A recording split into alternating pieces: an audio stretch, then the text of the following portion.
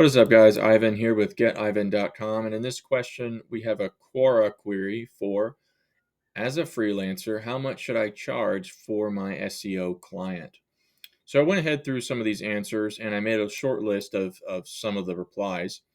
We've got an hourly rate, one-off productized services, uh, charged by projected results or CPC multiplier, monthly retainer, and then uh, let's say monthly retainer for unquantifiable, let's say for long-term results, right? And then a productized monthly retainer. So let me explain some of these approaches here. So the hourly rate is more common on places like Upwork, where they have that mechanism to charge hourly to do time tracking. And I've done some searches in the past, and it's somewhere in the range of $100 an hour to $200 an hour. And overseas, it can be cheaper, $50 an hour, or even less.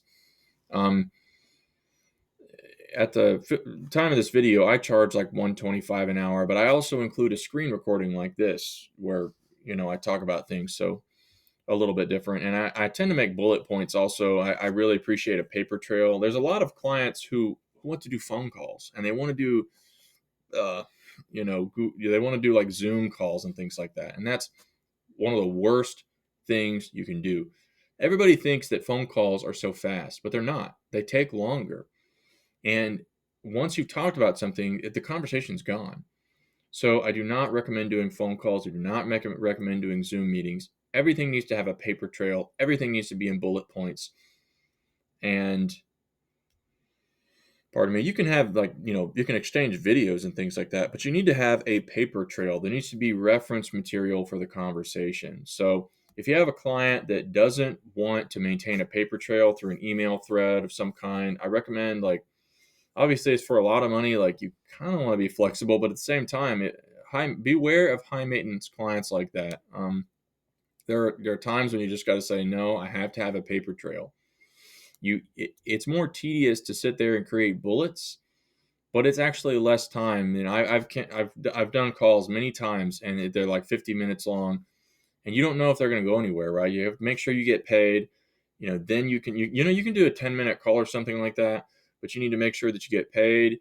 You need to explain to them. Everything needs to be in bullet points, and we need to have a paper trail, and it needs to be in the same thread. There are some clients who will start a new email thread every time they want to send you an email, and you've got to really say, listen, it's got to be in the same thread, or I can't do business. Because I can't keep track of all those threads. It's confusion. I have to have references. You know what I'm saying? So that's a quick note on hourly rate. And if you do stuff like that, pardon me, make sure that it's organized. Excuse me. So I don't do any kind of time tracking. I just do videos and maybe track the time that way. And usually I over deliver, but that's a general rate that, if somebody's willing to agree to that rate, then that's a good thing. But it takes a certain kind of client that's willing to do that, because clients don't, it's an expensive hourly rate, and most clients are kind of cheap, not to be rude or anything like that, but, or, not to be ugly about it, just they don't want to be unexpectedly billed, you know it's and so that makes it, the hourly rate is sort of just like an idea, and then what you're supposed to do is estimate the hours and tell the client this is probably how many hours it's going to take, and then you basically work within that time frame. You can't just say,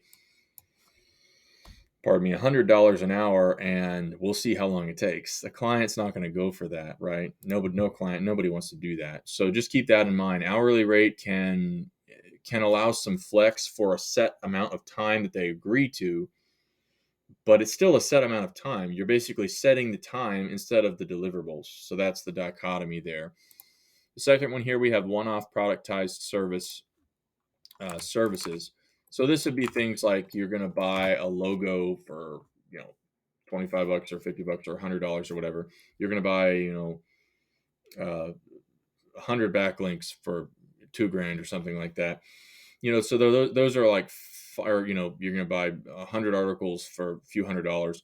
Those are finite, quantifiable products, right? But they're product-based services. So that's one way to go about it. If you have something that can be productized, it's highly advantageous because the workload is predictable. And we'll we'll get to this one down here in a second for productized monthly retainers. But third one is to charge by projected results. So this is pretty common. There's a lot of guys who will say, okay, somebody who's a lawyer in some city, they want to rank for this, and so I know this is worth this much, and this is how much they're paying per click, and so we're going to take their CPC, multiply it times 50 or something like that, and that's how much we're going to charge them. And I mean, if you can get somebody to say yes to something like that, I'm sure you can make a lot of money. I've never been able to. I mean, I haven't really attempted it that much to charge by projected results or CPC multiplier, but I've mentioned it to some clients, and I've never had anybody go for it.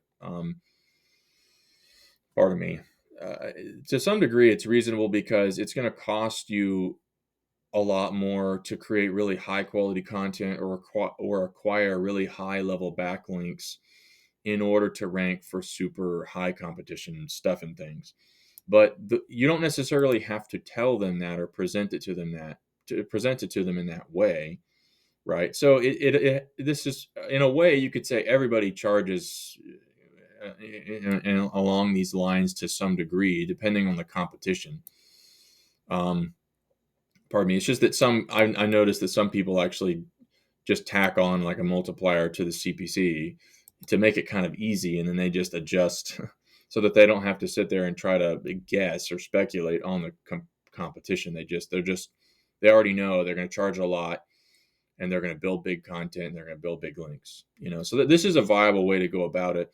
But it's also not very it's not a very consistent way to charge for projects, and it's not going to be consistent across niches. So if you just worked with one niche, then maybe you could get away with doing that. But then you'd also kind of have to figure out what are other people charging for that niche anyways, and you still have to adjust this number most likely based on the data for that niche and what's ranking. Because if the customer's going to do searches on that, then they're going to compare to what you're trying to charge. The customers shop around. Okay, excuse me. So the next one, we have monthly retainer for long-term results. So this is the most common method, and this would be the traditional SEO billing method, which is you have to have a contract. They're going to have to sign a contract to stay subscribed for a minimum of 6 months. 6 months minimum to result, minimum subscription for results, and they have to sign a contract, and you're going to be paid a monthly retainer. Of some, you could do this by profiles, like small, medium, large package for that monthly retainer, and then you track SERPs and you demonstrate a certain quantifiable increase based on the package that they pick, and maybe let them know which package they need. So that's a pretty traditional way of going about it. I'm sure that there are a lot of guys that do that. I've had contracts, and there was at least one time where a contract really helped me help to protect me against a malevolent customer. But other than that, like and I've had lawyers tell me that you really always need to have a contract just to protect yourself. So just a quick tip on that point: if you do some searches, terms of service, when people check a box to agree to terms of service, that's actually protected under contract law. So you can include contract-oriented details in your terms of service. And every time that they check to make a purchase, that's considered signing a contract. So I would recommend doing that rather than having anybody actually sign, and that will make it easier on the conversion through the sales process, conversion process. But yeah, just a quick note on that. Next point is productized monthly retainer. So this is very similar to one-off productized services, except right here, this is like you're doing a monthly retainer for specific types of things, but you're actually productizing everything that is a part of the monthly retainer. And I'm just a big fan of the productized method. Like I definitely, when I started my Fiverr gig a couple of years ago, or I guess it was 3 years ago, I really, 2 or 3 years ago, I don't know exactly, I think it was maybe 3 years ago, but I really definitely saw like people kind of mock gigs and think that they're, silly or whatever, but it really taught me a lot about um, just the importance of structuring your package and the productization that's involved in gig platforms like Fiverr really speaks to customers. It makes it really easy to understand what's being sold, how much that's going to cost, to compare it with other things, and you can much more easily quantify what you're paying for. And so when you apply the same principle to a monthly retainer, like for SEO services or other marketing services, like, pardon me, it really allows you to create healthy boundaries that you might not otherwise have with some of these other methods. Um, and you can definitely demonstrate, here's what you're getting each month, here are the boundaries of what I'm offering each month, and here's what you can expect every month in terms of results, or certainly in the long run. So that would be my fifth and most highly recommended model in terms of charging for SEO: a productized monthly retainer. Um, no contracts, just have them check a box to agree to terms, and just have your boundaries and your statements of, no, reliability protection in your terms of service. That's what I recommend. That's the best thing that I've come up with so far. And you can structure it in a way, the way that I've structured it is, in my productization is, it's the most scalable thing that I've come up with so far. And um, so you can structure it so that folks can buy units of your productized retainers to increase the strength. So it's easy to perceive scalability and results, per month. And I think that's really attractive to customers. So, and there's really a lot of benefits to it, but predictable workload is really a big thing, so that you can actually achieve scalability and have boundaries. Um, but yeah, that's, as a freelancer, how much should you charge for client SEO? That'd be the model. Oops, sorry. That'd be the model I recommend. And in terms of price, that I hate to give an it depends answer, but it does depend on, like, what's your offer. Like, are you building content? Are you building links?